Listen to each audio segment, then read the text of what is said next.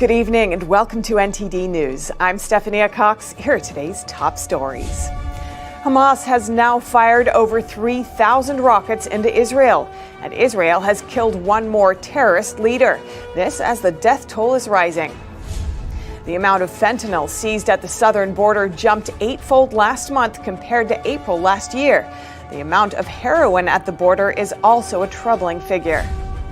A Space Force officer was fired after his public comments criticizing the military's embrace of critical race theory. Now, two former military members are speaking out against the decision. They say socialist teachings could harm our forces. And a senator comes to a disturbing conclusion about the cyber attack on the Colonial Pipeline. He says there's no easy fix.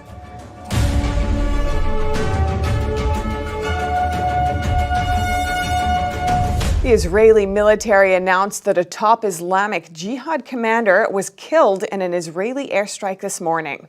This comes days after the Israeli military handed Hamas a severe blow, reducing the terrorist group's ability to launch rockets into Israeli communities. NTD's Jason Perry has the story. Senior Islamic Jihad commander Hussam Abu Harbid was killed this morning in an Israeli airstrike. Abu Harbid led attacks against Israeli soldiers and civilians for the past 15 years. This was one more major deterring blow to terrorist groups in Gaza. In an interview with Sky News London, retired British naval officer Colonel Richard Kemp said the latest Israeli military maneuver to destroy the terrorist tunnels in Gaza was one of the best he has seen in his career. The Israel Defense Forces, or IDF, on Thursday lined up their ground forces, including tanks, artillery, and infantry along the Gazan border. The world media picked it up, and Hamas saw that the Israeli military was staged on the border for what appeared to be preparation for a ground invasion into Gaza. Hundreds of terrorists in Gaza began running into their underground tunnel network, known as the Metro, which contains weapons, command and control facilities, and shelter. They went down into there, and immediately they were inside. The IDF then attacked those tunnels with 160 aircraft, which dropped JDAM bunker buster bombs and destroyed large parts of the tunnels. And then when some of the terrorists came out, they then got hit as well from the air. So it was, I think, as you said, a strategic victory, really, for Israel, which will probably prove to be a turning point in this conflict and really hit Hamas with an absolute body blow. Israel destroyed over 9 miles of underground tunnels in Gaza. The Israeli prime minister does not plan to let up anytime soon, and he says he will do what is needed to keep Israeli citizens safe. The directive is to continue to strike at terror targets. The IDF is doing well. Today it has eliminated another senior Islamic Jihad commander. We have hit a Hamas naval unit, and we continue to strike at underground infrastructure, the Hamas Metro, and other targets. We will continue to act as necessary to restore peace and security to all residents of Israel. U.S. Secretary of State Antony Blinken has discussed the situation in Gaza with Qatari, Egyptian, and Saudi foreign ministers, but there is still no ceasefire in sight. Jason Perry, NTD News. And Secretary of State Antony Blinken says there's a false equivalence being made between Hamas and Israel. He told Norway's TV2 that it's false to equate the terror group Hamas attacking Israeli citizens and the state of Israel defending itself. NTD spoke with an expert on the Middle East about Biden's role in the conflict and the proportionality of attacks from both sides. Which is a completely different front. Nevit Basker is a policy advisor and an expert on the Middle East and Israel. She addresses the claim that Hamas's recent attack on Israel is a response to Israeli police clashes with Palestinians near Al-Aqsa Mosque, a mosque that the Hamas leader said is the trigger of their revolutions. That is what Hamas said. Hamas said it was in response to the police response to the riot on the Temple Mount.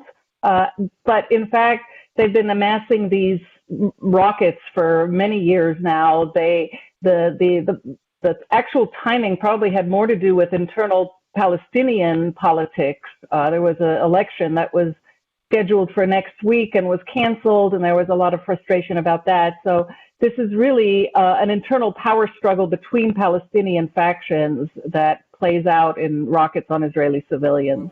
Some say the change in administration in the U.S. led to Hamas's attacks against Israel.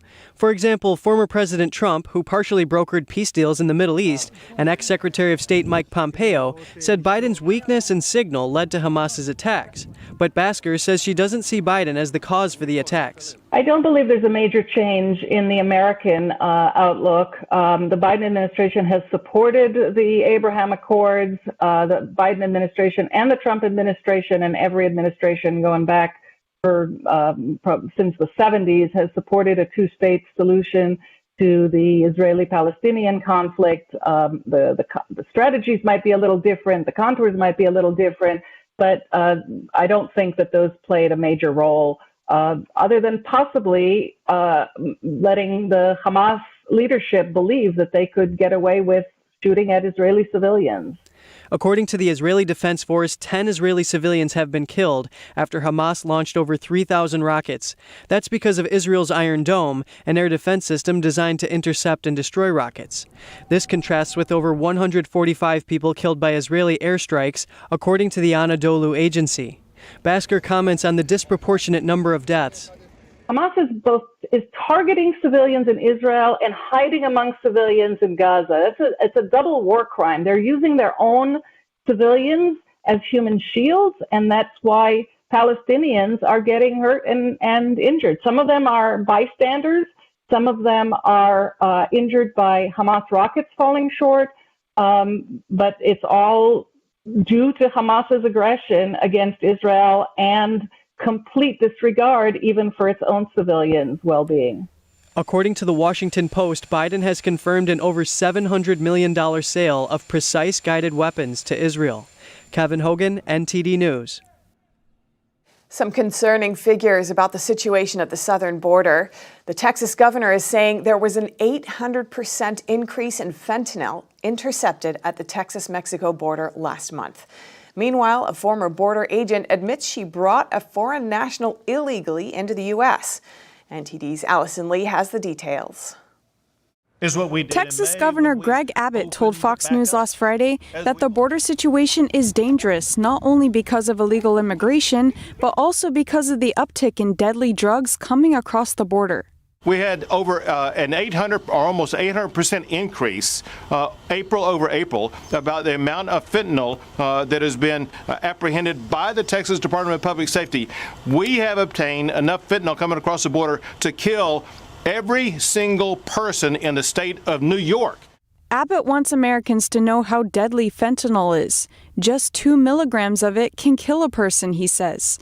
The governor then adds that Texas law enforcement alone has apprehended over 30,000 illegal border crossers and arrested 900 criminals. On the national level, Customs and Border Protection, or CBP, says they apprehended nearly 180,000 people at the border in April.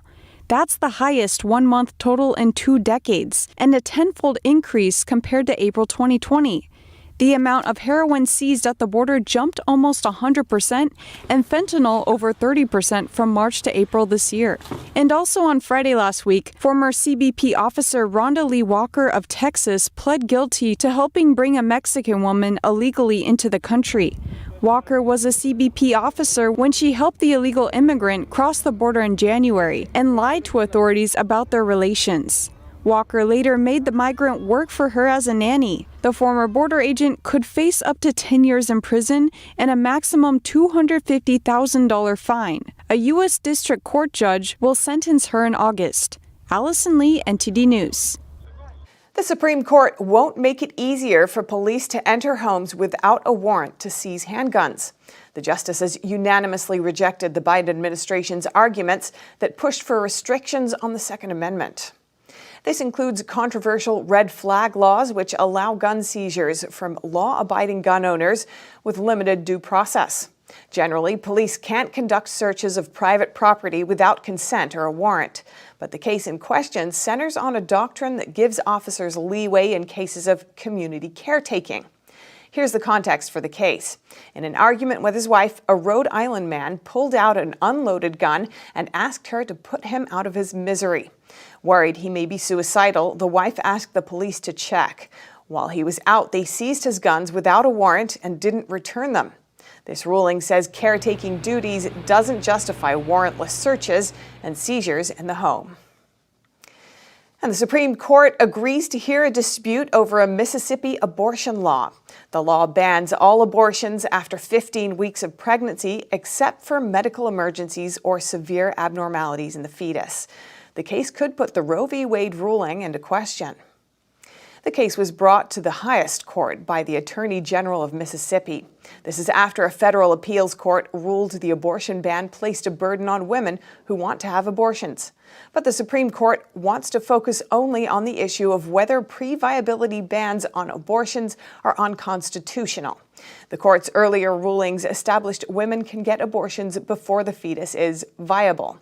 Last term, the court blocked a limit on abortions in Louisiana. But the outcome of the current case could be different since the court now has some more conservative justices after Justice Amy Coney Barrett was appointed last year. They will start hearing arguments for the case in October. And the heat is rising on Florida Congressman Matt Gaetz after his friend, a Florida politician, pleaded guilty to sex trafficking and 5 other charges. NTD's Steve Lance brings us more from Washington, D.C. Florida tax collector Joel Greenberg pleaded guilty on Monday to 6 federal charges. He's agreeing to cooperate with authorities as part of his plea deal. Some say this could impact his friend, Congressman Matt Gaetz, whose Justice Department investigation is underway over allegations of sex trafficking. Though Gaetz was not mentioned in Greenberg's court hearing or plea deal. In exchange for Greenberg's guilty pleas, prosecutors dropped 27 other counts they were preparing to charge him with. The 6 offenses he pled guilty to include sex trafficking a minor, identity theft, wire fraud, and federal conspiracy. When it comes to whether Greenberg has information that might incriminate Congressman Gaetz, after his guilty plea, Greenberg's attorney said this in front of the federal courthouse in downtown Orlando. Does my client have information that could hurt an elected official? I guess this is just, must-see television. You'll just have to wait and see. As it stands, Greenberg faces a maximum of up to 10 years in prison. However, if he cooperates as expected and plays a substantial role in building cases against others involved, he could see a much lesser sentence than the 10 years he is facing now. Federal prosecutors are investigating whether or not Gaetz was involved with Greenberg. While the outspoken congressman denies wrongdoing, he was quiet on Monday, with only one tweet coming out of his official Twitter account by afternoon. Gaetz is a rising star in the Republican Party, and if he is found to be associated with any of these sexual misconduct allegations, this would surely tarnish any future political aspirations he might have. Reporting from Washington, D.C., Steve Lance, NTD News. Following the hacking and shutdown of the Colonial Pipeline, a Republican senator said the country has a serious problem with its cybersecurity. He also said a Green New Deal would make things worse.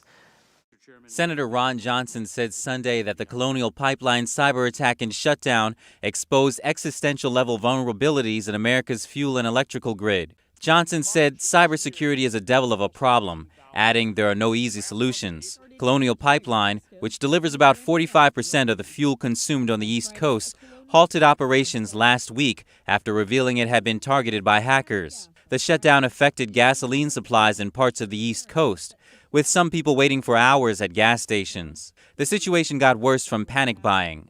Colonial said Saturday it has returned its systems to normal operations. The Wisconsin Republican said part of the fix is holding cyber attackers accountable. He said these hacker groups should be made to pay for these types of intrusions. Johnson also argued that the Democrats' Green New Deal would make the problem worse. He said Biden's plan to adopt some of the proposals in the Green New Deal could make the country's power grid more vulnerable. The senator said, with everybody hooking up their solar panels and hooking into the grid so they can get a few shekels for the electricity they're selling into the grid, we become more and more vulnerable, arguing that it will create more points of contact that cyber attackers can exploit. There's been mounting pressure and opposition for Pennsylvania to join the RGGI. It's a mandatory market-based program to lower greenhouse gas emissions. A Pennsylvania state senator warns the program will make things worse while doing little to reduce greenhouse gases. NTD's Don Tran has the details. The Regional Greenhouse Gas Initiative, or RGGI, has control over several states when it comes to how much energy they can generate from natural gas. The purpose is to reduce greenhouse gas emissions and save the Earth from climate change. They virtually have the entire Northeast in their grasp, except for Pennsylvania. But one state senator says the program is a superficial attempt to fight global warming. It just makes no sense whatsoever. It's going to do nothing but hurt Pennsylvania. It's going to raise Pennsylvania's electric cost eventually. I mean, the governor says he's going to raise $300 million off of this. Well, where's the $300 million going to come from? It's going to come from the ratepayers. Pennsylvania's Governor Tom Wolf attempted to bring the state into RGGI. The move is seen as an overreach of power by some lawmakers, and they sent a letter to RGGI to bar the state's entrance unless the legislature approves. Senator Yaw says that not only will the program take away jobs from people in Pennsylvania, energy companies will outsource their labor, which will harm the environment. I just think that we're kind of being hypocrites about it. The United States, our emissions have basically been flatlined for the past 10 years. Pennsylvania's emissions have gone down by, I think it's something like in the neighborhood of 30% in the last 10 years. So if we don't keep those manufacturing, keep the energy here so that we can support manufacturing, it's going to go somewhere else. It's going to go outside the United States. And it's going to go to locations that have much less environmental concerns than what we have here in the United States. The senator stressed that the state needs to look at the bigger picture, instead of making a knee-jerk reaction in one target area to save some emissions. Don Tran, NTD News. Families with kids can expect a monthly check of around $300 per kid starting July. That's according to President Biden. The expanded child tax credit is part of the virus spending bill passed this year. And eligible families will receive a monthly payment of up to $300 per month for each child under the age of 6 and up to $250 per month for each child age 6 until the year they turn over age 6, till they... Annually, families will get $3,600 per child under 6 years old and $3,000 per child over 6. The benefit will reach 39 million households. The Biden administration says the plan is to help the economy recover from the pandemic, but others are worried about the debt and the impact on inflation. Prices are already rising significantly this year, which hurts lower-income earners more. Republicans don't want two more expensive plans Biden is trying to pass and say they won't support any plan that raises taxes. And the New York Yankees outbreak is getting worse. Another member has tested positive for COVID. NTD's Miguel Moreno has the details. The Yankees are reporting breakthroughs. Not the good kind. One more fully vaccinated member has tested positive for COVID, bringing the total to 9. Manager Aaron Boone says the newest member to be infected feels good, but 9 breakthrough cases in the same team. Is this normal? No, obviously it's not normal, but I think the reality is it's to be expected. CEO Gerald Komisong of Todos Medical, a company that helps labs ramp up their COVID testing, says the message has been clear. You may not be totally infection-proof after getting the shot. Breakthrough cases are rare, but in this case we have 9 Yankees members testing positive for COVID. Could this mean that the vaccines aren't working as well as they should? The question of how rare a breakthrough case is entirely dependent on the testing. If you're not testing everybody who's been vaccinated, you'll have no idea how rare those cases really are. And so I think that's the practical reality. I think the vaccines are doing the job that they were asked to do, which is to not allow people to get sick. But the question of whether or not, people can still get COVID and transmit COVID, I think they've been from the beginning, pretty clear that people who are vaccinated still can get COVID. It's just that they're much less likely to get sick.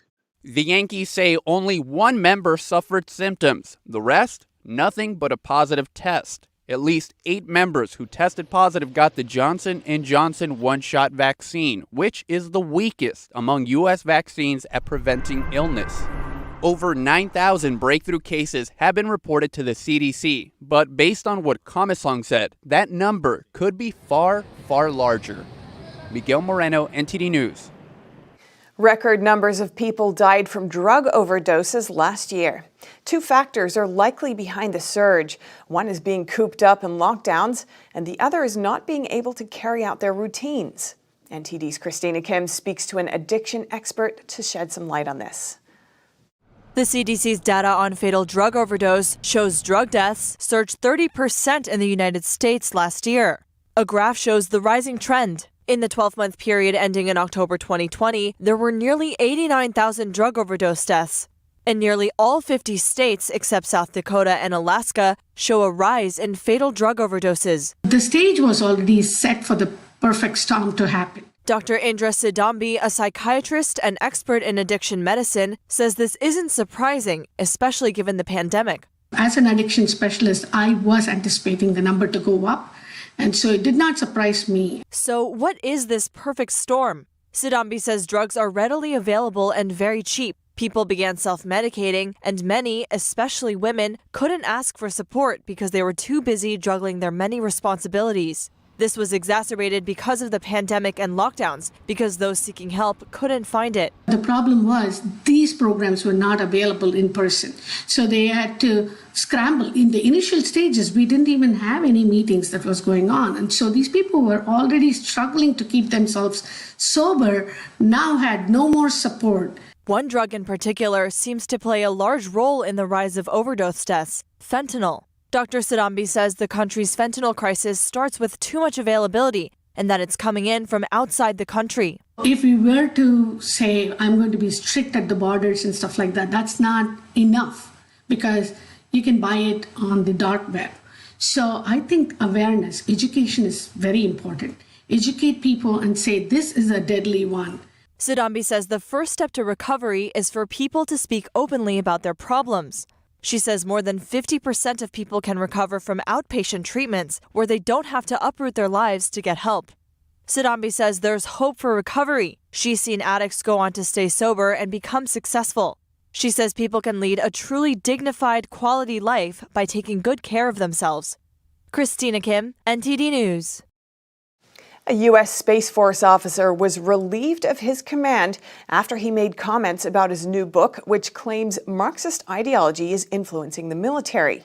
NTD's Christina Kim speaks to a veteran who says this is sending the wrong message to our adversaries. Lieutenant Colonel Matthew Lohmeyer was relieved from his post on Friday after he spoke on a podcast about his new book. He criticized the Defense Secretary's agenda to promote critical race theory within the military in recent months. The Space Force said the decision was based on a loss of trust and confidence in his ability to lead. Lohmeyer's book is #1 on Amazon's bestsellers list and is currently sold out. Special Forces veteran, author, and head of a security think tank, Jim Hansen, says Lohmeyer's writings weren't in line with the military's new stance. I think the fact that the U.S. military has decided that members of its officer corps are not allowed to express constitutionally protected speech in their off time is a serious problem.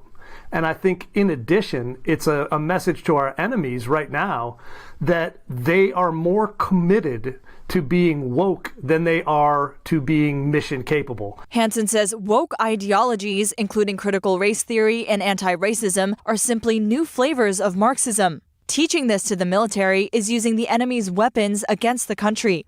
He says this ideology will break the camaraderie that's necessary to carry out missions. It didn't matter to me what color someone's skin was. What mattered to me was, could they pull their weight in the mission we were trying to accomplish? And if they could, I could have cared less. And that's now come into question because they're telling people that if you're black, you're being held back. And if you're white, you're an oppressor.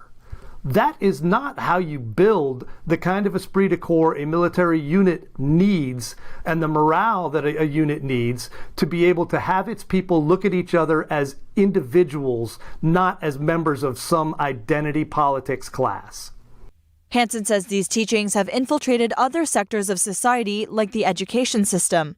Socialist-derived ideologies and governing principles have never worked anywhere on earth. They've been implemented, and they never will, because that's not how humans work. He says we need to return to meritocracy in the government and military. but it's going to take time to wake people back up from wokeness.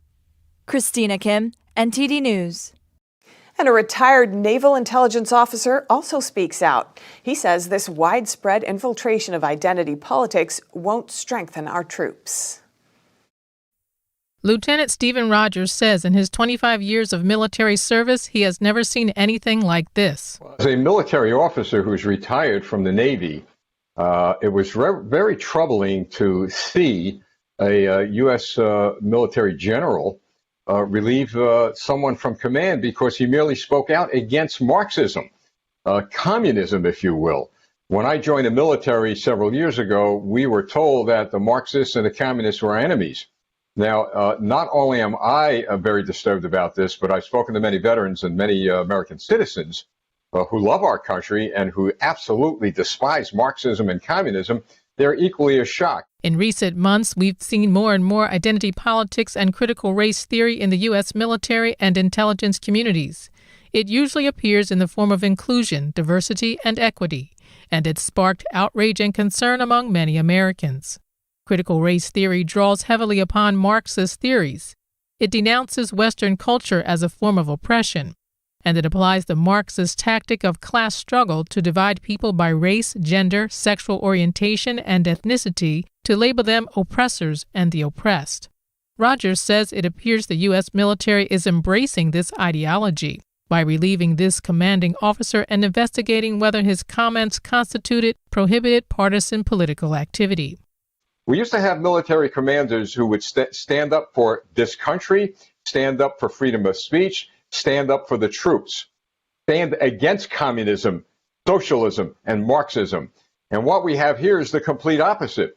Last week, over 120 retired generals, admirals, and military officers signed a letter warning that the U.S. is embroiled in an existential fight between Marxism and constitutional freedom. Rogers is also urging more Americans to stand up and fight for America's freedoms and values. He says the first step is prayer, second, action. There's a God above who loves this country. I believe in the power of prayer, but also we need to put our faith to work. Get involved, really get involved. Run for office, get involved with political candidates who are more interested in the American agenda rather than in an agenda of some politician or of Marxism and communism. And let me just make one thing really clear. Marxism, communism is indeed, in this century, a very clear, real, and present danger to the United States of America. We should not underestimate what the Chinese Communist Party and others are trying to do to our country. That should cause us concern, but it should also cause us to unite, and with all our might, with all our heart, soul, and spirit, is to fight them and send them back where Reagan sent the Soviet Communist Party into the ash bin of history. And coming up, a Southern California fire has 2 suspected arsonists. Local residents protest to recall a council member who decided to put the homeless near their fire safety zone. If you're fully vaccinated, the Centers for Disease Control says you don't have to wear masks or social distance in most settings in the U.S., but it's more strict in California.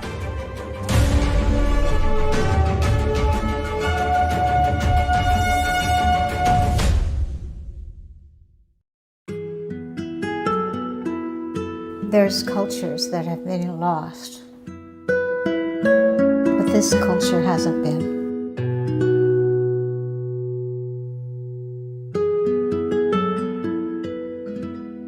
The artist is showing us our sense of who we are, where we came from.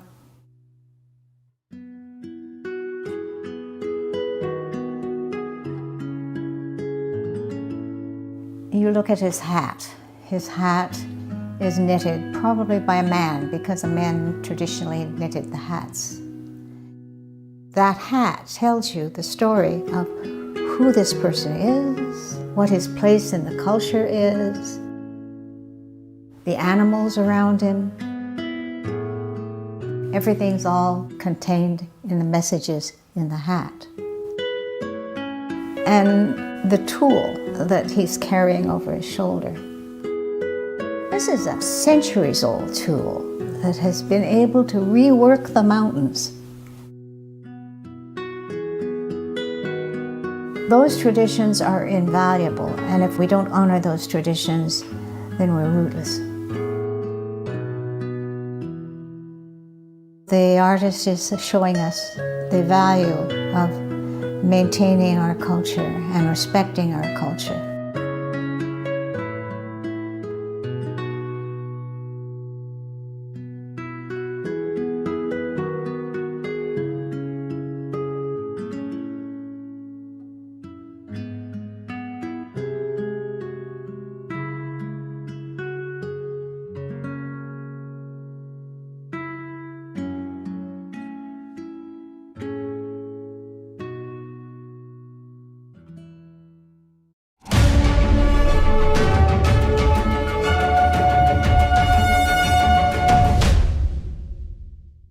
A Southern California fire has been growing this past weekend, and there are 2 suspected arsons.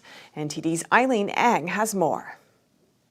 2 arson suspects have been detained after investigators found the fire near Topanga State Park to be suspicious. The Palisades fire burned over 1,300 acres since it broke out late Friday night. Thankfully, we have had no structures destroyed or damaged, and no residents reported any injuries. 1 suspect has been detained and released. Another was also arrested for questioning. Their details were not released. About 1,000 residents are under evacuation orders, while others were warned they should get ready to leave. There are other areas, if the fire moves in certain ways, that could be later subject to voluntary evacuations. However, some local residents are blaming their government for making poor decisions. A group of protesters gathered to recall Mike Bonin, a Los Angeles City Council member who was responsible for setting up a homeless encampment nearby. He is incompetent at handling a problem, and he actually does worse. He makes the problem worse. So he wants to bring that problem to us and take the very spot that we depend on for fire safety. No, Mike, not on our watch. We're going to recall you before November's out. They want to keep the homeless out of their parks and said that they can stay in other places. So far, NTD News, California. Americans have more freedom when it comes to wearing masks now after the CDC loosened its mask guidance. But California is still sticking with its own guidance. We hear more from NTD's David Lamb. The CDC recently allowed fully vaccinated Americans to resume activities as they did pre-pandemic. Most settings don't require having to wear a mask or social distance, but California is sticking with its own mandate until June 15th. It plans to then fully reopen the economy. Yeah, that's the nationwide thing, but there's also state level and then there's city level. And in San Francisco right now, there's still a mask mandate for indoor activities. Currently in California, masks are not required outdoors for vaccinated individuals. They are still required in crowded environments. The California Secretary of Health and Human Services said in indoor settings outside of one's home, including public transportation and schools, face coverings continue to be required regardless of vaccination status. Some people are happy to get rid of the mask. And then mixed emotions because understanding that not everybody is getting vaccinated. So how are we going to patrol this? But stores such as Walmart, Target, and Costco announced they will not force customers who are vaccinated to wear masks unless the state requires them. David Lamb, NTD News. Coming up, Chinese state media say the U.S. will be defeated in a war with China if it happens in China's waters. This after China simulated an invasion of Taiwan. And as tensions run high between the Philippines and China, the Filipino president says he will not back down, even if it costs his life. That and more after the break.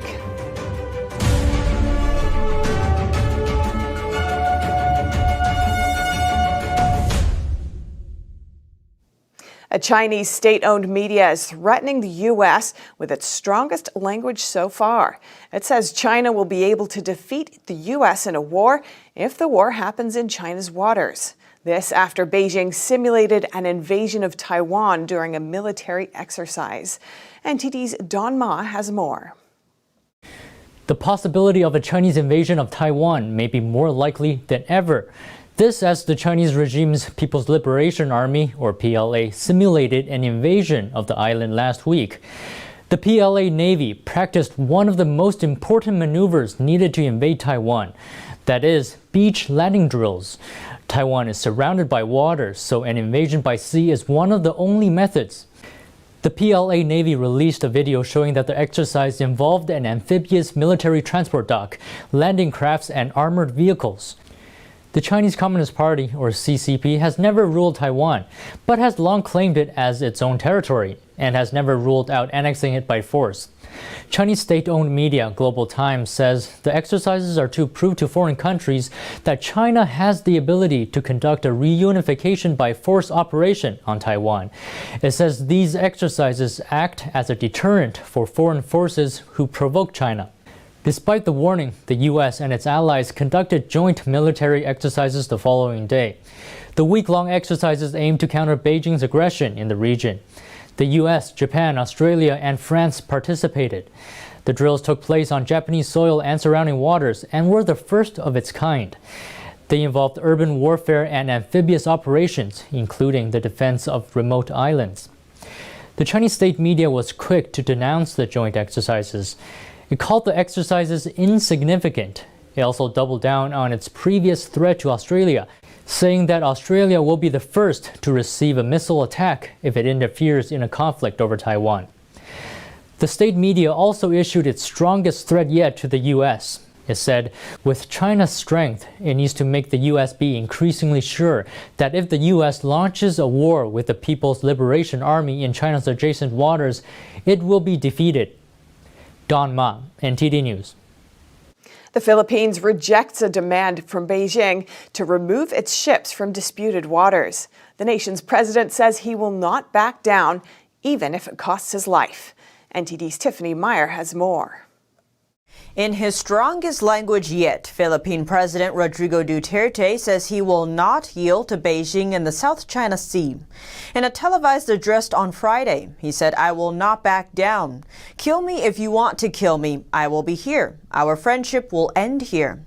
The statement comes against Beijing's call for the Philippines to withdraw vessels from disputed waters in the South China Sea.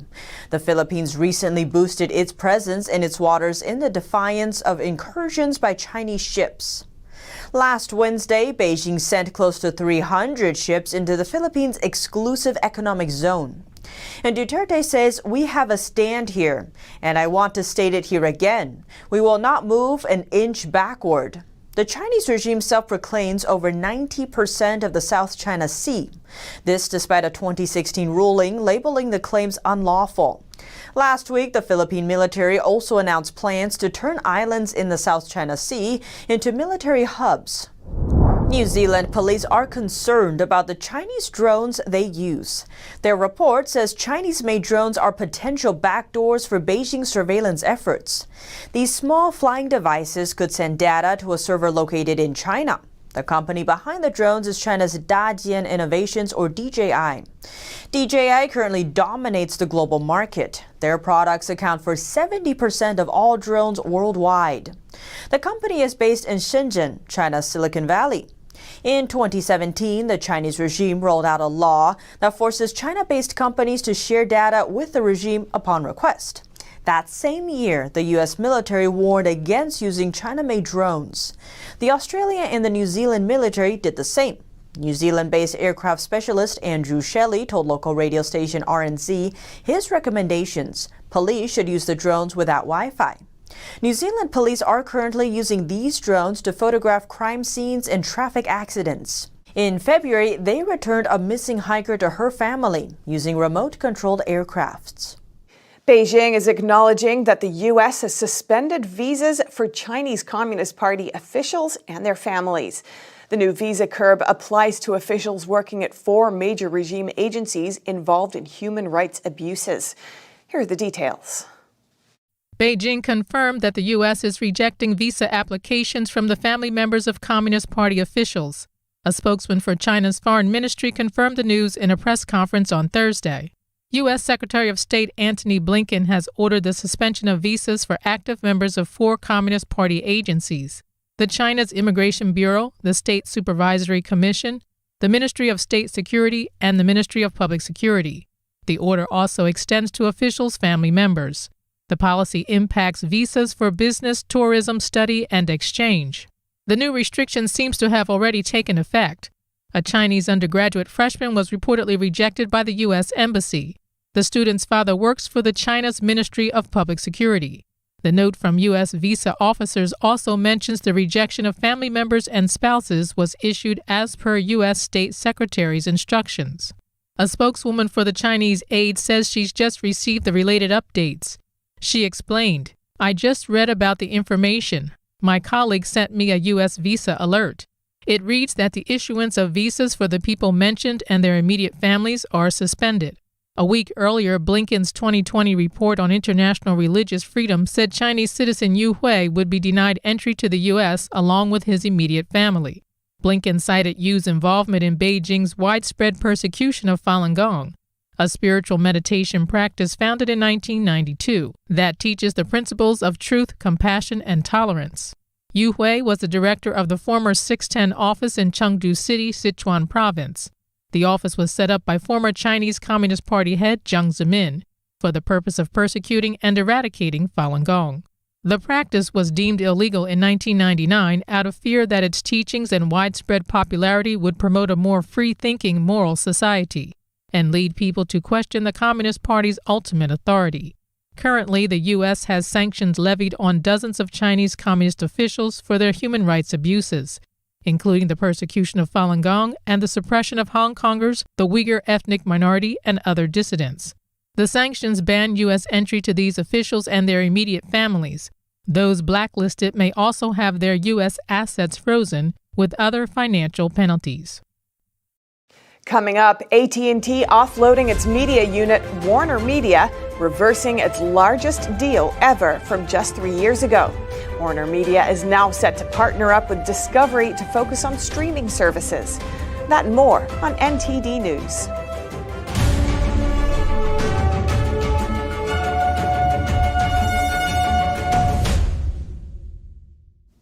It looks like there will be another big player in the streaming space soon. AT&T is spinning off its WarnerMedia division and merging it with Discovery. We don't know the name of the new company yet, but it seems the idea is to have enough content to compete with Netflix and Disney. Here's NTD's Evelyn Lee with more. AT&T announces a deal worth $43 billion, merging its unit WarnerMedia with Discovery. The deal will create a new and standalone business. Its name will be disclosed by next week.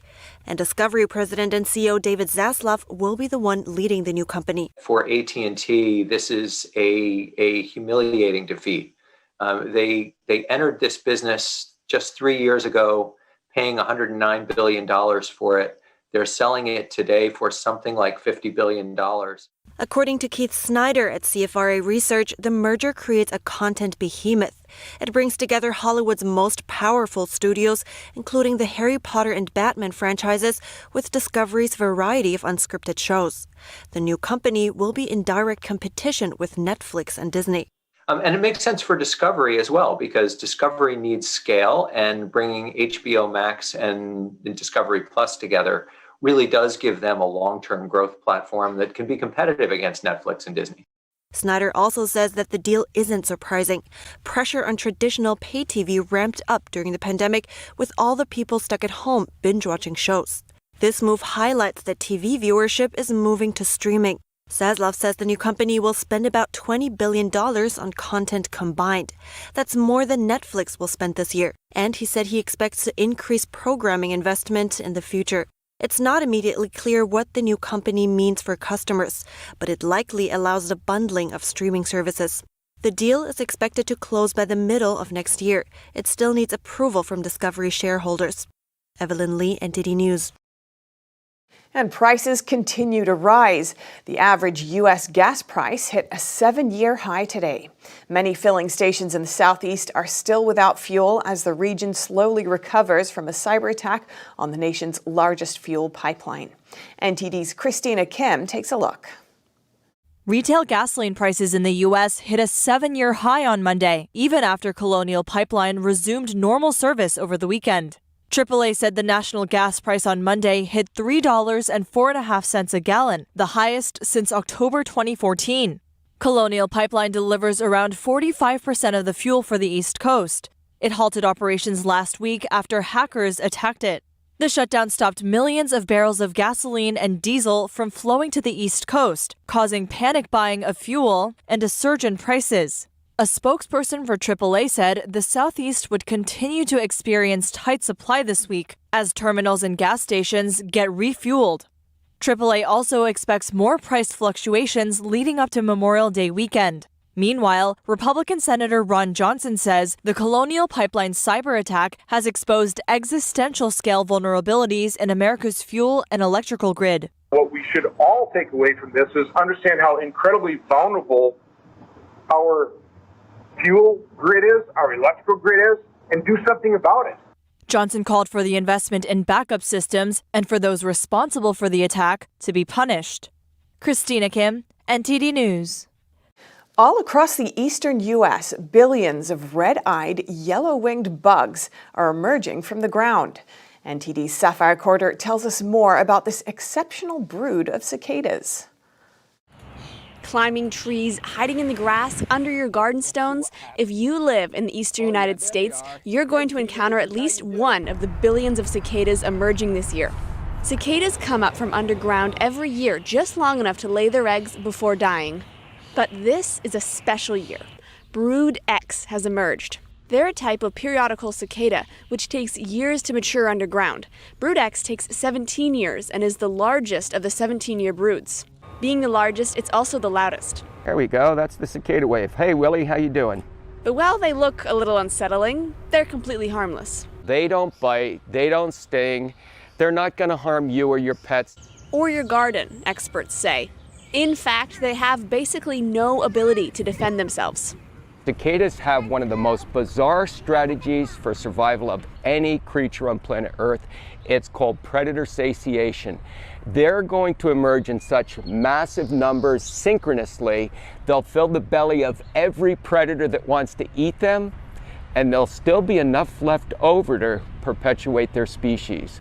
That's a lot of cicadas. Sapphire Corder, NTD News. Breathtaking views of New York's iconic skyline will soon be available from an all-new observation deck.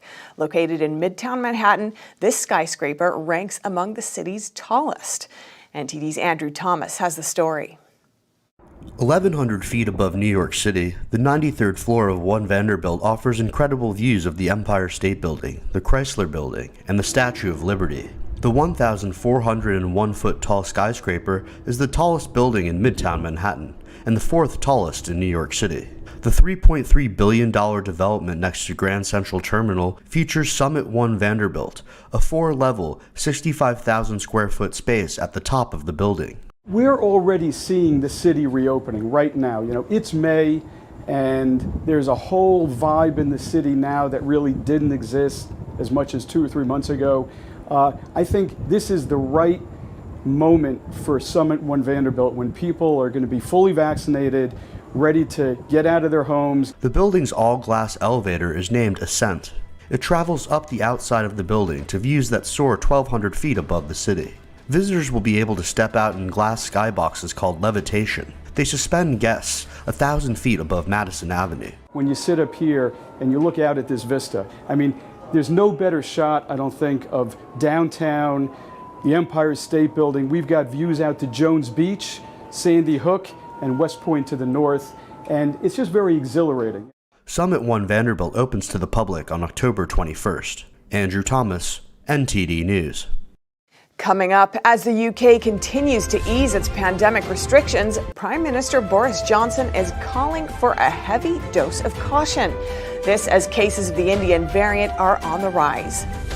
And we hear from people in London who tell us how they're feeling about theaters reopening. The entertainment venues are allowed to open as of Monday, but only at 50% capacity and with protective measures in place. That and more on NTD News.